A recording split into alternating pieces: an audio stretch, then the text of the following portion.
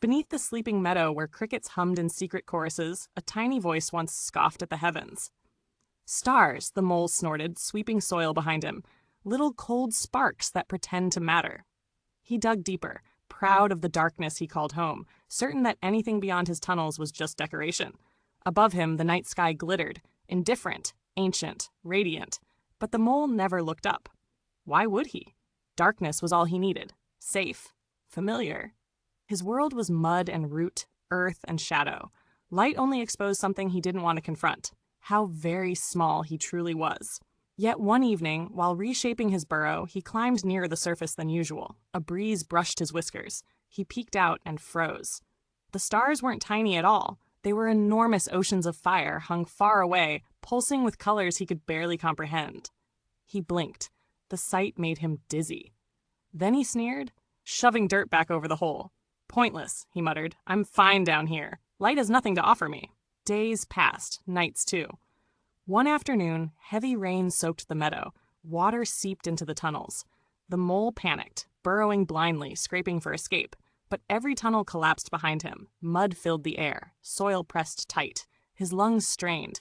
The darkness he'd always praised now smothered him. For the first time, he wished, desperately, for light. A glimmer flickered somewhere above, faint but real. He clawed upward, toward breath, toward warmth. Dirt rained behind him, walls closing in, heartbeat pounding. Just as his paw faltered, something miraculous happened. A starbeam, pale and fragile, pierced a crack in the earth. The mole froze, not in fear, but in awe. It wasn't mocking. It wasn't distant. It was reaching for him. With a final heave, he broke through the surface. He gasped as moonlight washed over him, as that same vast sky he'd ridiculed now watched silently. He trembled, alone and humbled in the cool air. High above, a star glittered. Its light seemed to whisper, "You never needed to admire us, only to know we were there when you needed hope." The mole bowed his head. "I didn't understand," he whispered. "I never thought I'd ask for help. From you."